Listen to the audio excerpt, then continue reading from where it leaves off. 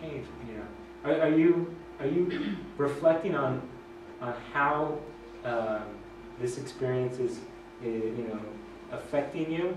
And I should mention, when I talk about these the cultural disequilibrium, that it's not just cognitive; it's emotional too. And this is, I mean, this comes up in all sorts of literature on study abroad and any kind of international experience. It's not just a intellectual thing. You know, they don't have change. Oftentimes, it's something that affects you on a emotional level. And some of you may be familiar with the stress adaptation model, kind of spiral model, where your stress from being thrown into a new culture kind of pushes you to reflect and learn from your experience. And Taylor drew from that.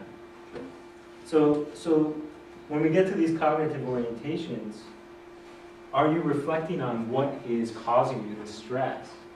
Or are you just kind of plunging ahead and figuring it out?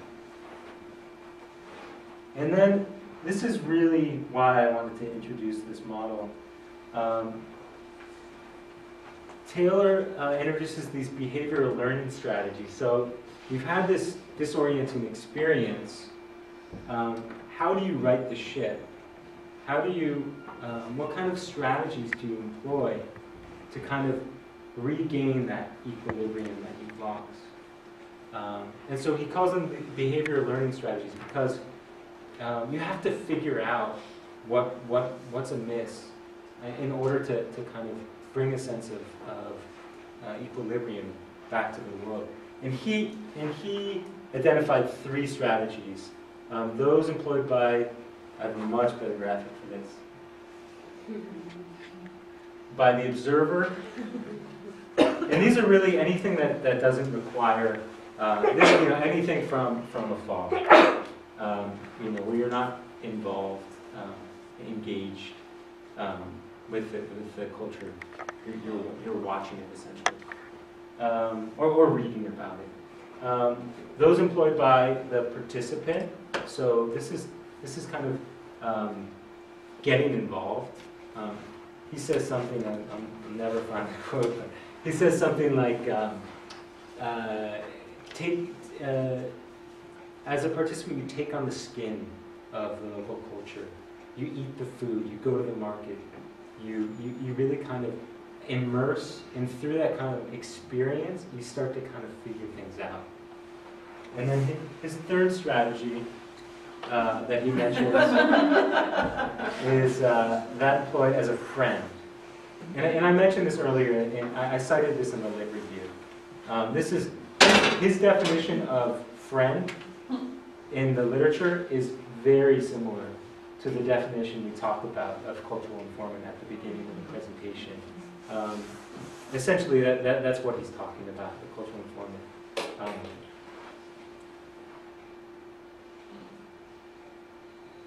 All right, so this was, if I forgot about my example, this would have taken me home because I can't read it, but it's in the way it was sold. The Peruvian currency. So this is kind of the final component of Taylor's model, evolving intercultural identity.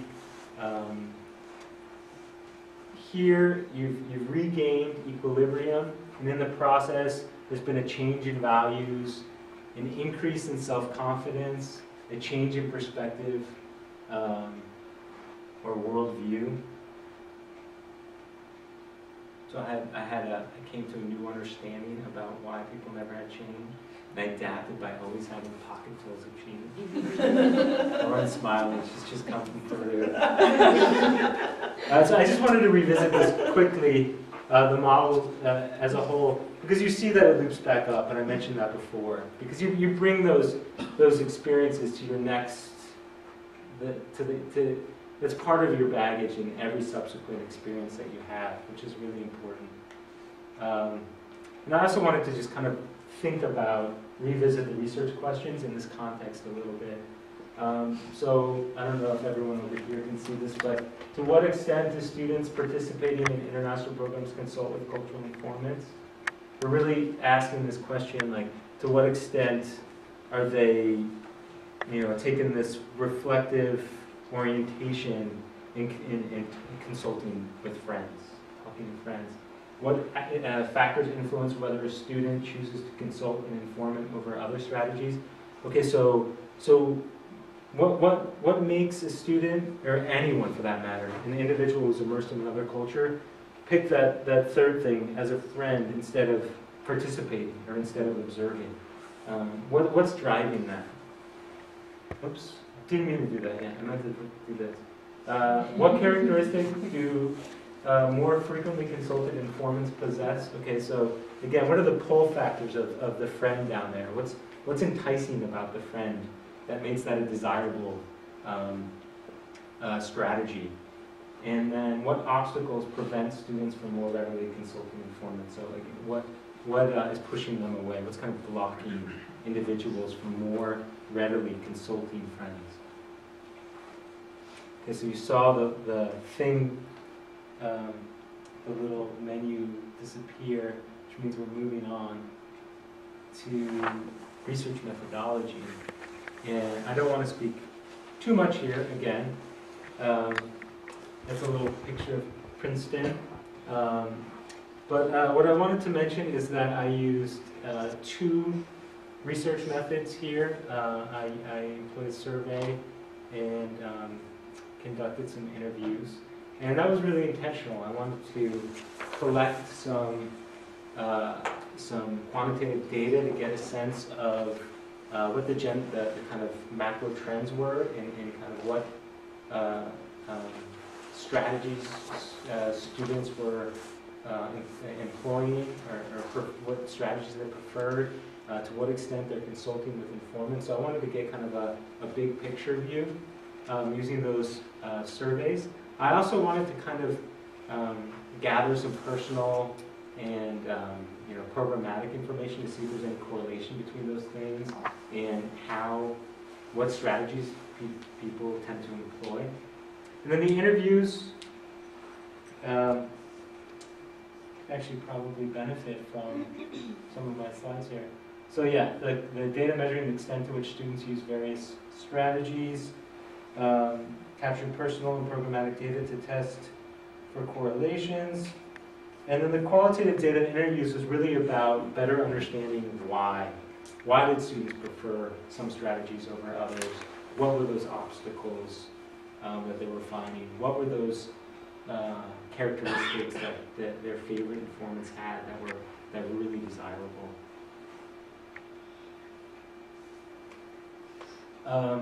I don't expect you to read this. I just want to give you a sense of the process here. So there was a picture of Princeton there. I approached the director of international programs and asked if I could involve her students in the survey. I didn't want to use the bridgier participants, the participants of the program that I work for, because this has been an interest of mine, and I do talk about it in orientation, and I do have conversations with students about it. So I don't think the sample would be a little bit wouldn't be as objective.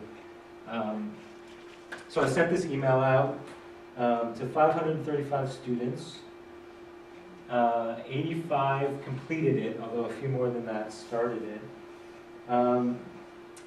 Because of the lack of time, and I mentioned there were two research methods, I'd rather focus on the qualitative stuff from the interviews. I think it's more interesting. It really kind of brings the data to life. So I kind of want to speed through some of this, but I just wanted to kind of show you what the survey looked like and give you a chance to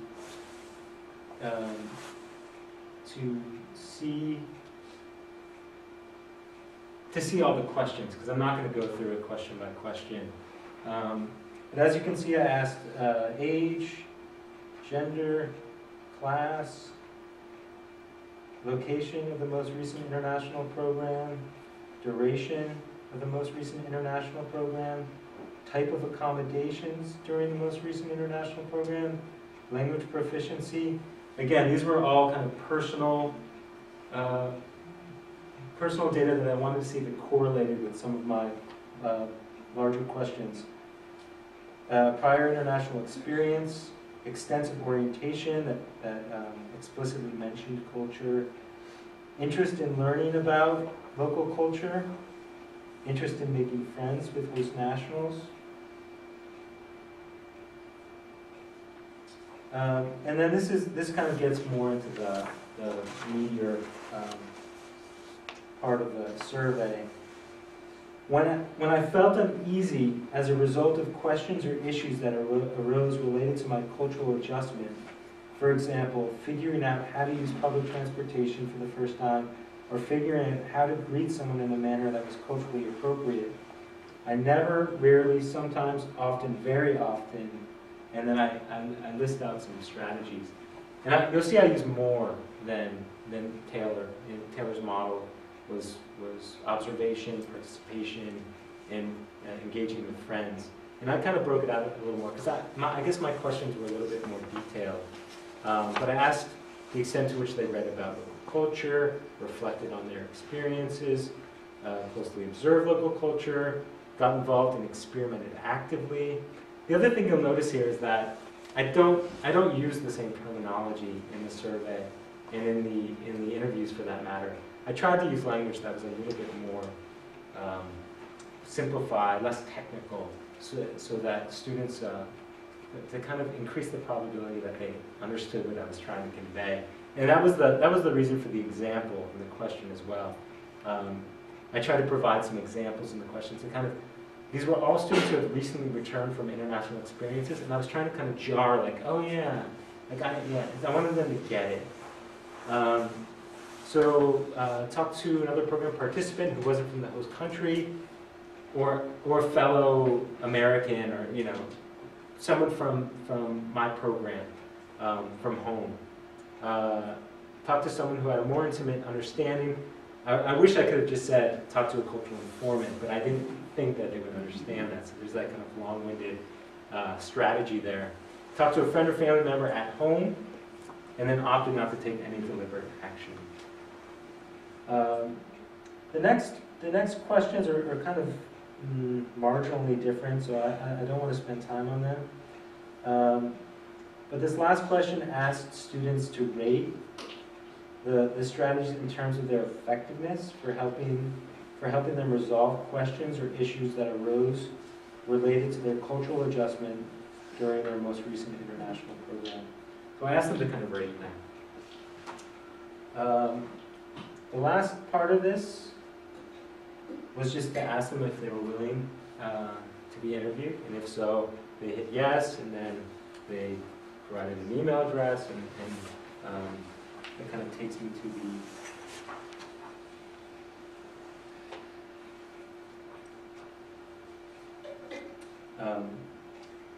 my next slide here, the interviews.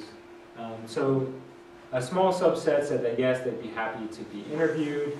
I interviewed 9 students. I kind of chose at random, although I tried to get some gender balance from the group that had said that they were willing to be interviewed. And the questions I asked were pretty straightforward. They were closely related to the research questions.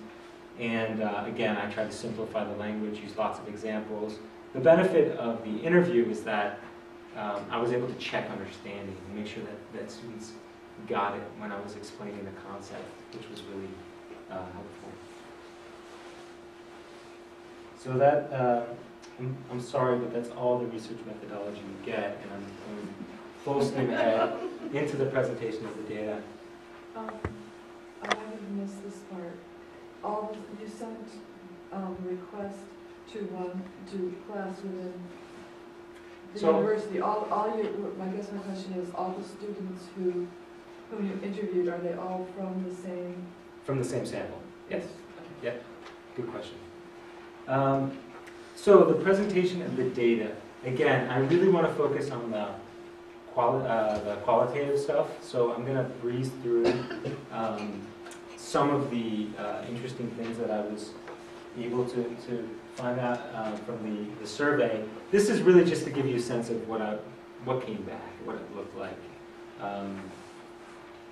28 men, 62 women. I don't know, Sora, how well does that line up with our study abroad demographics more generally? Pretty good. Pretty parallel. Duration of the international program, you get a sense of who was participating in the survey. The thing I wanted to point out here, and this gives me another opportunity to geek out a little bit, but you see some of these subgroups are really small. And so when I was trying to analyze this data, that was something that I really came up against. I just couldn't make a lot of inferences from a lot of the data because the subgroups were so small. Question, did that affect who you interviewed? Did you purposely choose people where you couldn't because there wasn't any name associated? So it wasn't until the students responded to the survey, that last question of the survey, that asked them if they were willing to be interviewed. And then I did get about 20 people that said they were willing, and I just chose, I chose kind of at random a small group from that. I had originally sent it to 10 and ended up talking to 9, which seems like 1/10 approximately of the survey respondents, so it seemed kind of symmetric. You know, that was the method to the madness. Again, this is really just to show you what some of the data looked like. There's so much data, and I'd love to talk about it, but there's just not time, unfortunately. And again, this shows that some of these subgroups are really small. And part of this is just the number of people that responded, and part of it was kind of the strategies I used when I was creating the survey. I think I could have been a little bit more savvy.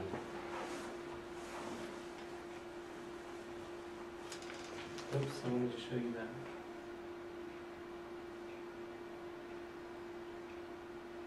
There we go. So I already read this question to you. It was the last question. Sorry about this. This is the one I wanted to show you. I showed it to you. It was question 12 when asking about the strategies that students used.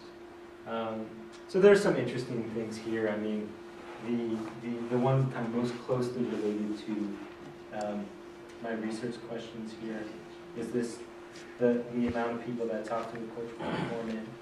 And you'll see that 46% said they consult a cultural informant very often, and 26% often, 21% sometimes.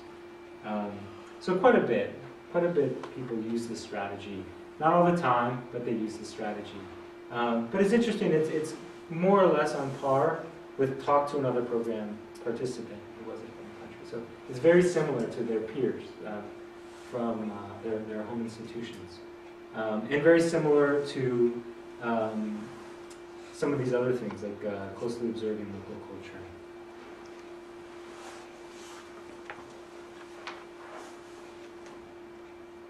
Just being a little bit impatient with this.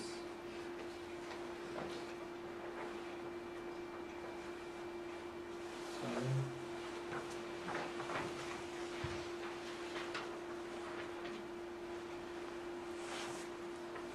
Really want to show you the previous slide.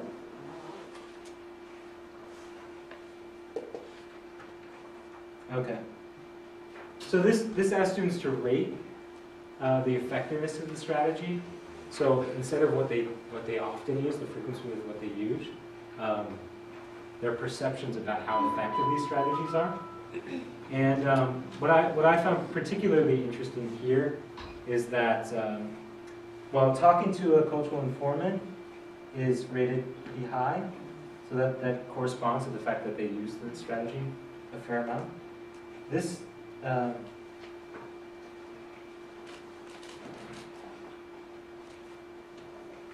number is quite low. So that's the other strategy that students use a lot, talking to someone from home, and it's not a strategy that they deem particularly effective, but it's one they use a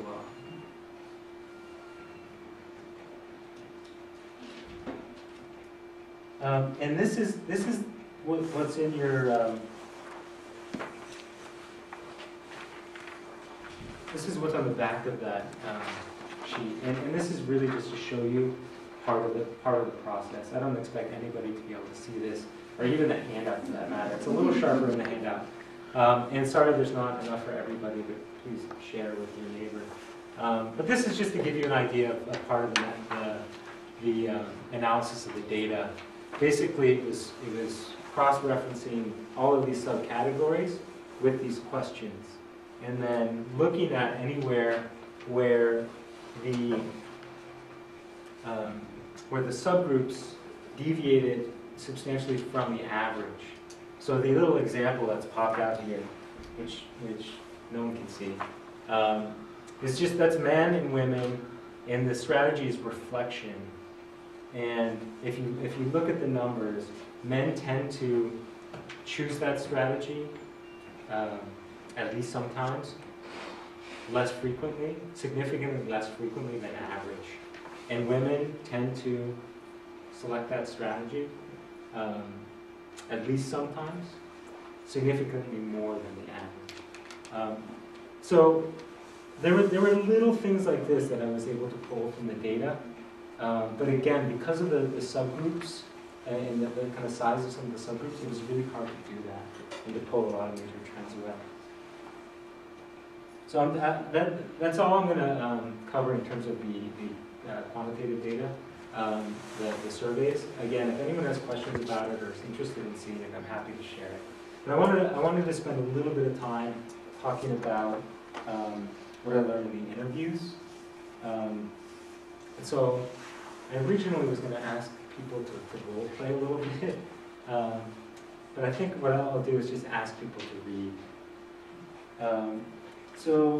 But before we get there, this wasn't terribly, what I learned in the interviews in terms of what students preferred in terms of the strategies they used was very consistent with what I found in the survey.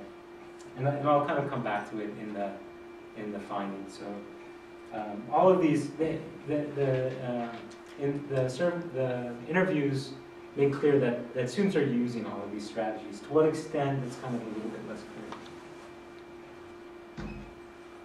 clear. The most frequent informants, there was nothing earth-shattering here either. Homestay family members, program administrators, professors, miscellaneous other program staff like tour guides or resident hall advisors. Other foreign nationals, this is the one piece from the interviews that I found really interesting in terms of who the frequent informants are. It turns out that expatriates who are also kind of living or studying in the same area were really commonly consulted. Roommates, classmates, all these things we talked about at the end. One student had a girlfriend from the local culture. So why students prefer some learning strategies over others? So again, remember, this is really what I wanted to get into with the surveys, or with the interviews, was to figure out these why questions. What's driving them towards certain strategies over others? Somebody volunteer to read that? In Morocco, I relied more on blogging because I was at a university that was a bit isolated and was taking classes with other Americans. Somebody else want to keep going? I can go. It's the difference in academic culture. The classes in Denmark were very small and the professors were very accessible. In Turkey, it's the polar opposite. It's a huge lecture hall and office hours were a rare thing, so you'd really have to corner a professor. So this was a big theme that came out of this. So access was huge. If informants were available, very often they were consulted. If they weren't available, they weren't. So it kind of functioned as this thing that steered students towards certain strategies. It also was often an obstacle. It also informed who they would consult. So not every student would always be able to kind of choose their idealized informant. It's kind of, who's my roommate? Who's my homestay family member? So access was a big part of this.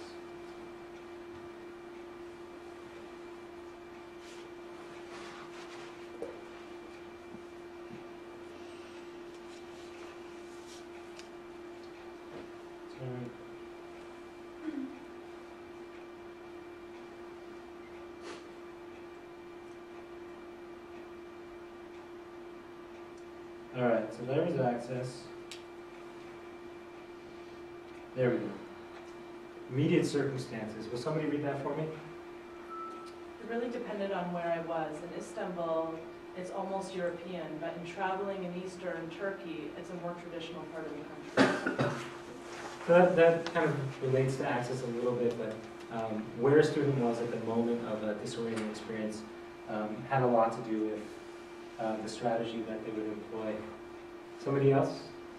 As time went on, I kind of expanded my strategies.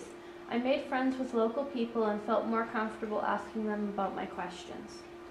Yeah, this was a really interesting thing to me, that students' strategies weren't static. It was something that evolved over a course of time.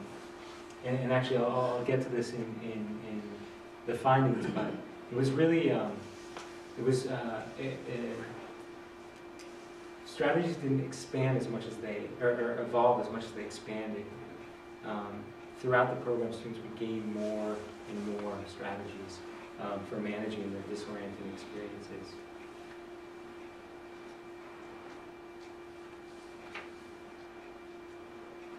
Anyone? In asking a French person, I was slightly intimidated because they all dress well and carry themselves very highly and in tight groups. Any French people here? Dodge a bullet. All right. Anyone want to continue? If you asked a question that came across as silly or stupid, it could be responded to with a blunt response that could make you feel bad. If you guys remember the lit review, those psychosocial barriers, this was a huge thing. Social anxiety was a major factor in what drove students towards some strategies over others. Anyone? At the beginning, I wasn't sure if I would be criticizing the culture. You didn't want to be offensive, especially as a new person in this context. Yeah, this was interesting. Very often it depended on the question that they had. There were some questions that they felt, that students felt comfortable asking anyone. But if it was something potentially offensive, then they might direct that question elsewhere. It wasn't just, a decision between whether I talked to a peer from home or an informant. It was which informant. Very interesting.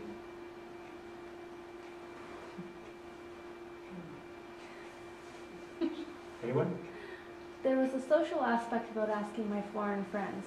We could kind of commiserate about the difficulties. It was a bonding experience to talk about the difficulties of adjustment. Yeah, this was really interesting as well.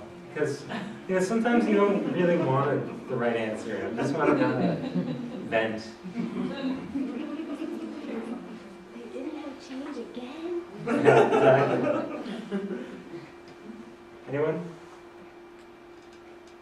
While we did ask the professor a lot of questions, he tended to ramble on a little bit and sometimes wouldn't really answer the question. Okay, so students were pretty savvy about knowing where to get good information. This could mean, choosing to go to the computer instead of their professor. It could mean choosing to go to their professor instead of their classmate. Figuring out where to get quality information. Anyone? I'm more of a listener. I don't really come up to someone and start talking right away. I'd rather prefer them to start. Okay, this is pretty straightforward. Students' shyness was something that came up a lot. I'm going to move a little bit more quickly for the sake of time. Anyone want to read that first one? Because Parisians place so much respect on people being able to speak French there, it's really a precondition to becoming friends with the local person. A lot of students talked about, feeling like they couldn't quite articulate what they wanted to say, and so it made it hard to engage with their homestay family members, for example, or at least at first. And this was interesting because oftentimes it had less to do with the objectively how well they spoke, and more to do with how confident they were in their language skills. Unfortunately, I'm not going to go over other reasons with you guys for sake of time, but we will talk briefly about some of the defining characteristics of good informants. Somebody read that. My Brazilian friend, who had lived in the U.S. for a while, was actually really helpful because she spoke perfect English and knew how our system worked, but had really well adapted to French culture and could sort of understand what were the differences. This is almost out of the definition, like having a bicultural perspective, so it's nothing earth-shattering, but I found it really compelling. Again, this kind of relates to the extent to which other expatriates were a helpful resource. These people that could navigate different cultures and understood some of the challenges that the students were going through. These were the students, the informants that students cited most frequently. Ability to empathize. I missed it.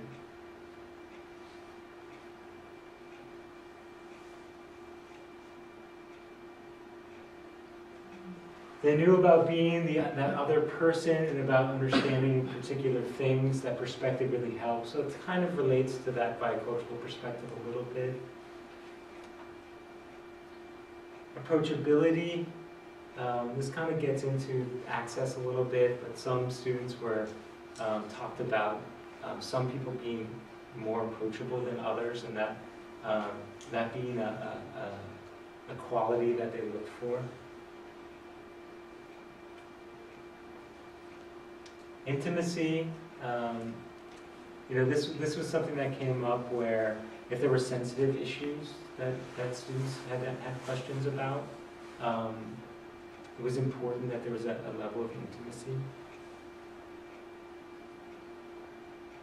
Reliability, this kind of goes back to that quality of information point that was made earlier.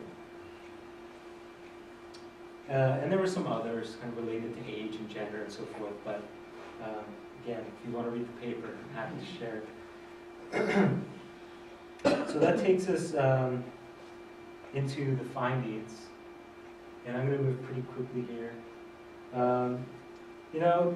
Going back to the research questions here, students do consult with cultural informants. I mean, it's not that it doesn't happen, but I think what I've learned through the data is that it's an underutilized resource.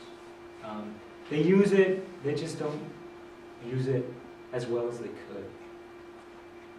Consulting with peers is a really common strategy that students use. It's kind of, it's good for some things and it can be problematic as well. Observing local culture is also something a strategy that students use on par with these other two in terms of frequency. Another thing that kind of came out of the data that was interesting, students understand the importance of taking action. That I mentioned earlier that doing nothing is a strategy in a sense. You just kind of have this experience and just continue on your day. Or even the example from the Prince article where he kind of elected to do nothing. That doesn't seem to be the case. Students tend to see the importance of taking action. A lot of students mentioned using various strategies and kind of triangulating their questions to learn from their situations. Calling home was not typically cited by anybody.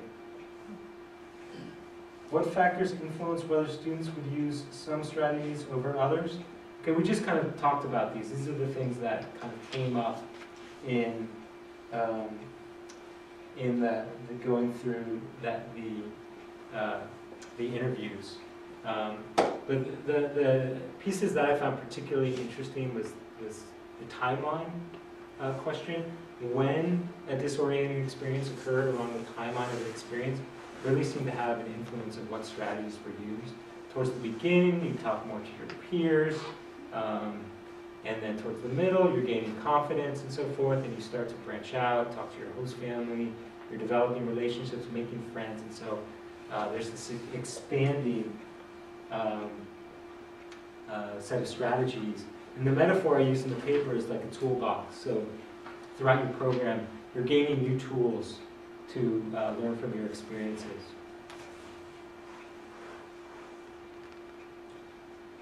Predictors, sorry about that. Okay, I kind of mentioned this already. There was a lot of I guess I didn't mention this, but in those crosstabs, you have the handout. There weren't a whole lot of instances where there was really glaring disparities between, sophomores tend to do this, but juniors tend to do that. Everything was kind of more here in the middle, closer to the baseline, and I think part of that has to do with the small sample size. There do seem to be some factors that are more important than others. Interest in the local culture seem to be a big thing. Gender seem to be a big thing. So there are some things that I think could be followed up upon. So that it's a beginning. I think you can make the case for more research here. Preferred informants and desirable characteristics. Again, we got into this as we were reading some of the students' experiences, but just to summarize some of the kind of major takeaways. Everyone know who that is? Ernest Hemingway.